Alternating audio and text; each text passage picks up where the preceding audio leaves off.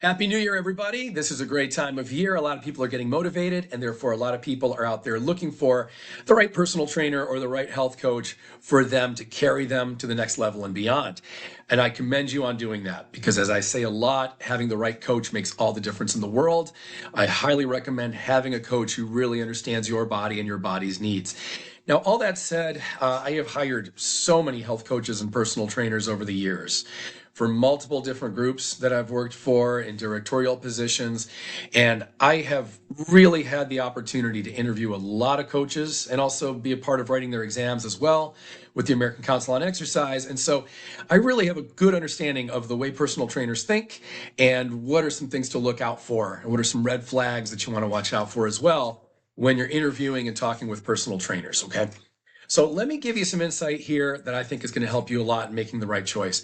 Firstly, if you're talking to a trainer or if you're doing the initial free session with a trainer and they seem to be very connected to sticking to a particular number of reps and sets and just really solid quantitative values and that's it, that is not a good sign. It often seems like a good sign to people.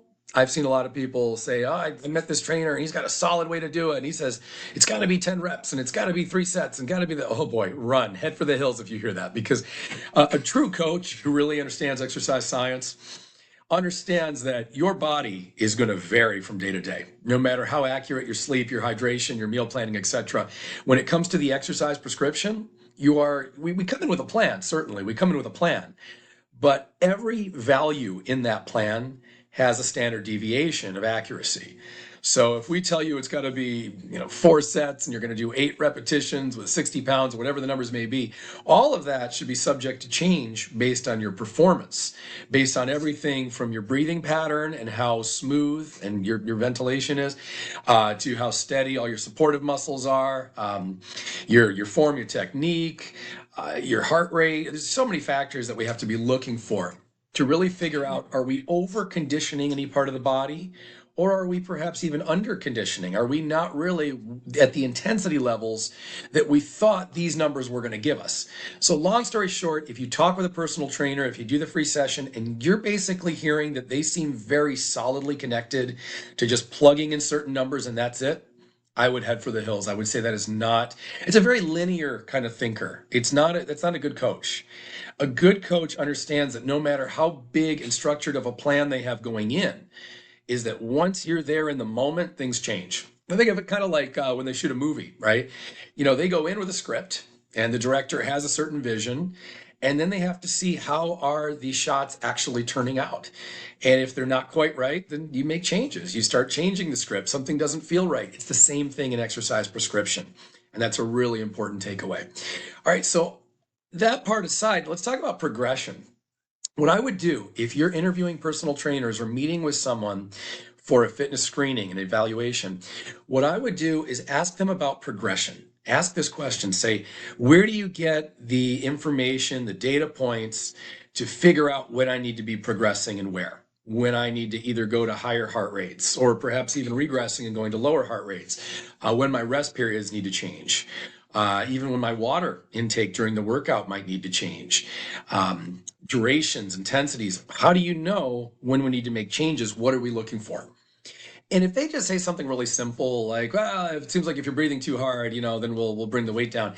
I would run from those trainers too, those coaches too, because that's very simple-minded. There's a lot more data points to figuring out what's going to be the sweet spot for your muscle development, your health development, your heart, your lungs, et cetera, et cetera. And if they can give you really in-depth answers, such as, for example, that they're using ACSM guidelines and they're also using guidelines from this group and this group, and they're using kind of an amalgam of what all those different guidelines would suggest based on your current fitness levels. And they should, by the way, be able to point out which of your fitness levels they're identifying. So they'll say, for example, you have limited range of motion in your elbow, just hypothetically, and therefore I'm going to be looking for when that range of motion is improving. I want to see it get beyond this point. Once I see that, we're going to move on to this.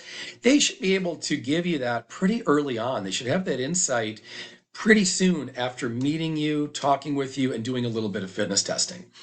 And if they don't seem to have a solid handle, if they're not kind of in love with how they go about progressing or sometimes regressing a client, I would say that's also not the kind of person you want to be working with. For me personally, when I was doing interviews with personal trainers, if they didn't give me confident answers as to how they go about progression and regression and why they land on their decisions, that's not someone I would usually hire. So let me give you one more point here as well. If you find someone who's just kind of telling you what to do and who's just saying, all right, now let's do this. All right, good. Let's move over to this. If that's all they're really doing, and you'll see this early on in that first, usually most of us give a free consultation. If you find that that seems to be the way that they lead things, I would also either head for the hills or at least start asking some exploratory questions. And the reason is they need to actually coach you. Gone are the days of personal trainers just giving you numbers, do this, do that. Okay, now move on to this. They should be getting your feedback constantly. They should be constantly asking you, hey, did you feel it more here or here this time? How would you describe what you just felt on this exercise?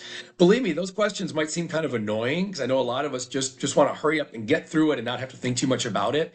But the only way you're going to actually get a meaningful workout is if you are thinking about it.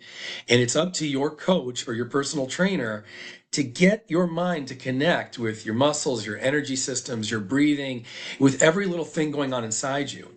They've got to be able to figure out what's actually happening physiologically, and your feedback is really important to that. And again, like we talked about earlier in terms of progression, the coach really needs to not only have your feedback to know what's going on in the moment and how they need to change things then, but how that's going to lead to changes they're going to look for in the next session, a week from now, a month from now. The information you give is critical. And the right coach can take that data and use it to better coach you in the moment and also know how to better coach you in the future. What are some things they need to tell you? What are some seeds they need to sprinkle into your mind so that you're thinking in a more productive way? So anyway, everybody, Happy New Year. That's all I've got for you for now. I hope this video has been helpful. If it has been, please be sure to like and subscribe. And of course, comment down below with your questions. You can also reach me at my websites. You'll see in the description. And if you do want to get started with me for just $100 a month through my app, where I'm not actually watching you work out, but I am giving you progression based on your feedback, you can do that at virtualvideofitness.com. I'll see you next time.